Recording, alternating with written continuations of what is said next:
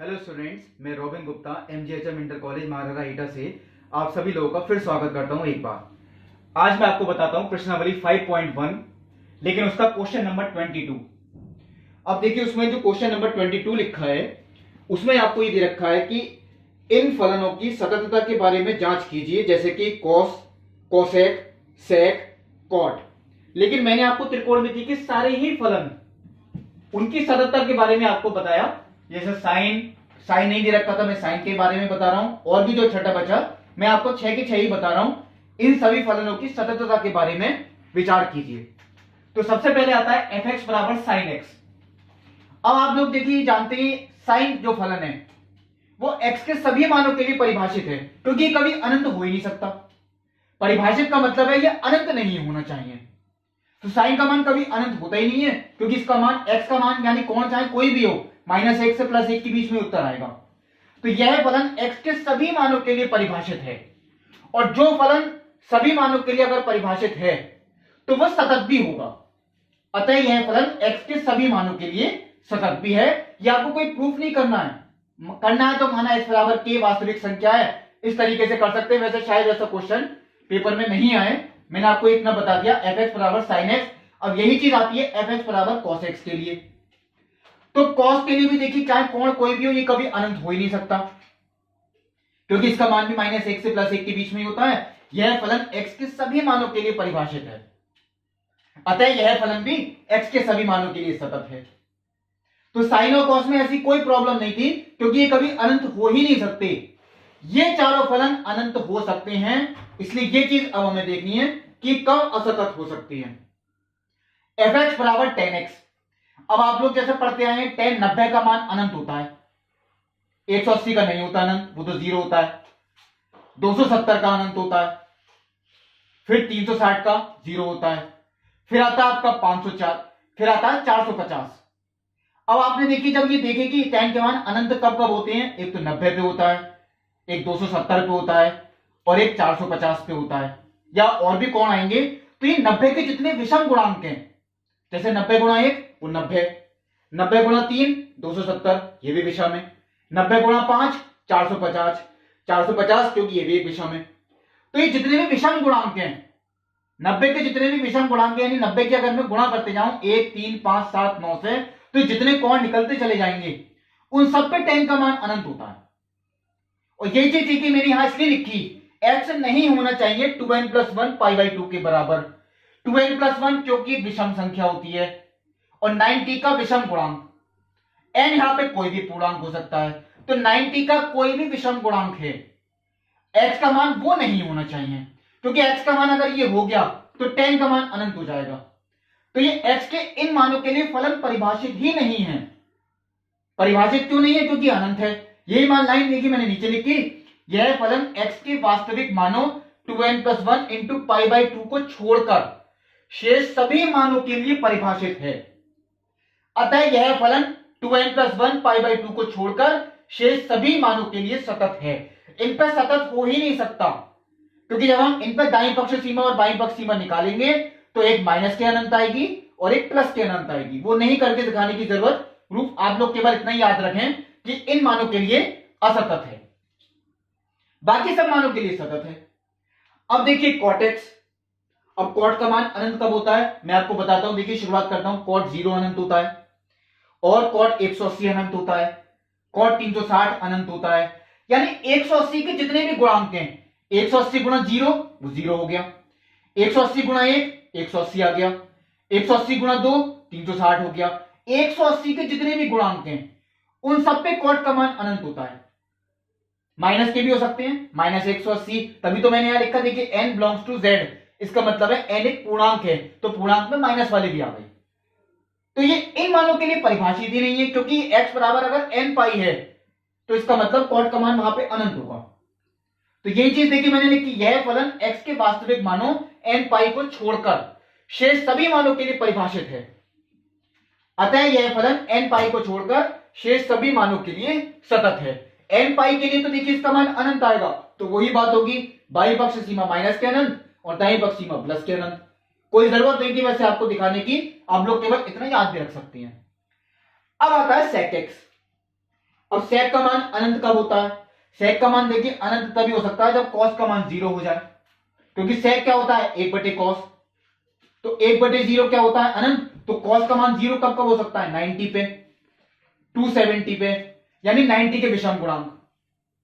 देखिए 90 के विषम गुणांक जितने भी हैं 90, 270, 450, आप लोग देख लें वहां पे cos का मान 0 ही होगा, और cos का मान 0 है तो sec का मान अनंत हो गया, यानी x के इन मानों के लिए ये परिभाषित नहीं है। ये चीज देखिए tan में भी हो सकती है, क्योंकि tan को क्या लिखते हैं sin बटे cos, तो वहां भी तो बटे में cos आया, यहां भी बटे में cos, इसलिए देखिए दोनों का सेम हुआ, ये सेम मानों के लिए परिभाषित नहीं है।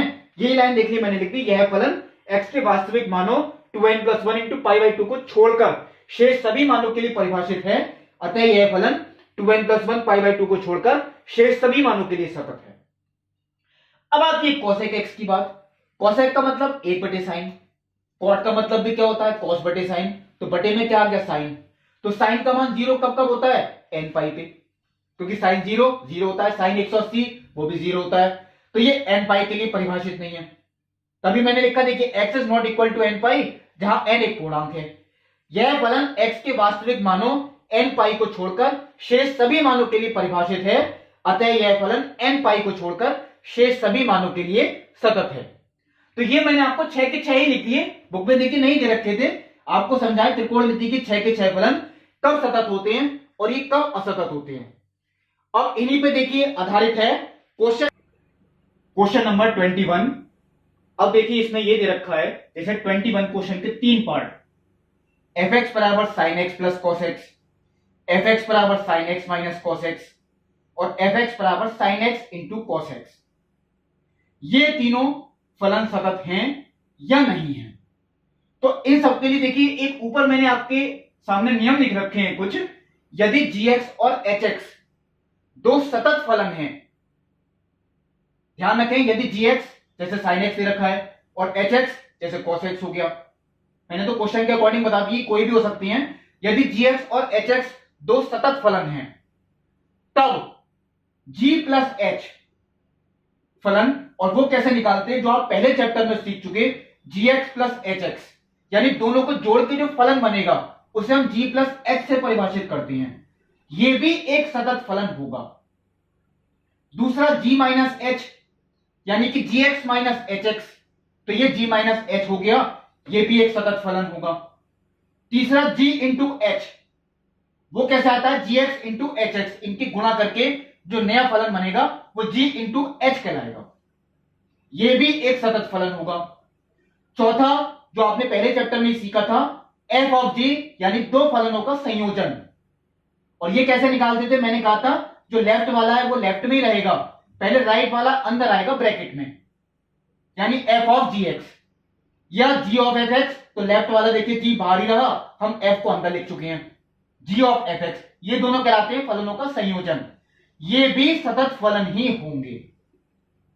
इन दोनों पे जो आधारित क्वेश्चंस हैं, यानी चौथा और पांचवा जो मैंने नियम लिखा, इस पे मैं आपको अगले वीडियो में बताऊंगा, लेकिन जो इन तीनों पे आधारित हैं वो है आपका क्वेश्चन नंबर 21। तो अभी जो मैंने जैसे आपको बताया था sin x और cos x x के प्रत्येक मान के लिए परिभाषित हैं, इसका मतलब है ये x के प्रत्येक मान के लिए सतत भी होंगे, यानी gx भी एक सतत फलन है और hx भी एक सतत फलन है। या आप लोग लिख के दिखा सकते हैं sin x तथा cos x दोनों x के प्रत्येक मान के लिए परिभाषित हैं, अतः दोनों फलन x के प्रत्येक मान के लिए सतत हैं। तो अब आता है देखिए पहला part sin x plus cos x, ये आपको दे रखा है fx, ये मैंने मान लिया है, sin x को मैंने gx माना और cos x को मैंने hx माना, इसका मतलब ये हो गया gx प्लस hx, यानी कि gx प्लस hx, इसी को हम लिख सकते हैं g प्लस h x, ये देखिए मैंने लिख दिया g plus h into x। अब ये फलन देखिए मैं आपको समझा रहा था g प्लस h फलन, ये भी एक सतत फलन होगा, क्यों, क्योंकि gx भी एक सतत है और hx भी एक सतत है, तो इनका योगफल भी एक सतत फलन होगा। तो यही चीज आपको दिखानी है, क्योंकि gx और hx दोनों सतत फलन हैं, तो g प्लस h ये भी एक सतत फलन होगा। इससे यह सिद्ध होता है कि sin x plus cos x x के प्रत्येक मान के लिए एक सतत फलन है। अब दूसरा क्या आता है, sin x minus cos x। तो ये मैंने यहां इस तरीके से देखिए, ऊपर केवल एक छोटा सा अंतर, प्लस की जगह माइनस आ गया, यानी g minus H into x. ये भी देखिए ये नियम, जी एच भी एक सतत है, एच एक्स भी एक सतत, तो जी एक्स माइनस एच एक्स यानी जी माइनस एच एक्स ये भी एक सतत फलन होगा। तो इससे यह निष्कर्ष निकलता है कि f x equal to sine x minus cos x, x के प्रत्येक मान के लिए एक सतत फलन है। तीसरा आ गया देखिए आपके सामने sign x into cos x, यानी कि ये वाला, तो इसका मतलब ये हो गया जी एक्स इंटू एच एक्स, और ये हो गया जी एच एक्स। और ये भी मैंने अभी बताया, यदि जी एक्स और एच एक्स दोनों सतत फलन है तो जी एच यानी जी एक्स इंटू एच एक्स ये भी एक सतत फलन होगा। तो इससे सिद्ध होता है कि f x equal to sine x into cos x भी एक्स के प्रत्येक मान के लिए एक सतत फलन है। तो ये जो क्वेश्चन था ये इसी तरह के 3 नियमों पर आधारित था। अब देखिए इन दोनों नियम के जो आधारित क्वेश्चन है ये मैं आपको खुद करके दिखाऊंगा। मैं आपको बता देता हूं, जो क्वेश्चन आपका 31, 32, 33 और 34 ये आपके इन्हीं दोनों नियम पे ही आधारित फलन होंगे। तो ये मैं आपको अगले वीडियो में बताऊंगा। लेकिन आपको देखिए होमवर्क में एक क्वेश्चन और मिलता है जो शायद मैं पिछले पार्ट की वीडियो में भूल गया था, क्वेश्चन नंबर 30। इसमें आपको ए और बी का मान निकालना है। इन्होंने ये खुद बोला है कि एक सतत फलन है, तो ये x बराबर 2 पर भी सतत है और x बराबर 10 पर भी सतत है। तो आप पहले x बराबर 2 पर पूरा करके दिखाएं, दाईं पक्ष सीमा बाईं पक्ष सीमा फलन का मान बराबर रख देना, एक समीकरण बनेगी। फिर x बराबर 10 पर भी करके दिखाएं, बाईं पक्ष सीमा दाईं पक्ष सीमा फलन का मान बराबर रख देना, a और b की दूसरी समीकरण बनेगी। दोनों को हल कर लेना, a का मान भी निकल आएगा और b का मान भी निकल आएगा। बहुत इंपॉर्टेंट क्वेश्चन है, आप लोग खुद करें। क्वेश्चन नंबर 30 नहीं आएगा तो ठीक है, मैं अगली वीडियो में बता दूंगा। अब आपको बाकी क्वेश्चंस आपको इसके लास्ट पार्ट की वीडियो में बताएंगे। तब तक के लिए नमस्कार।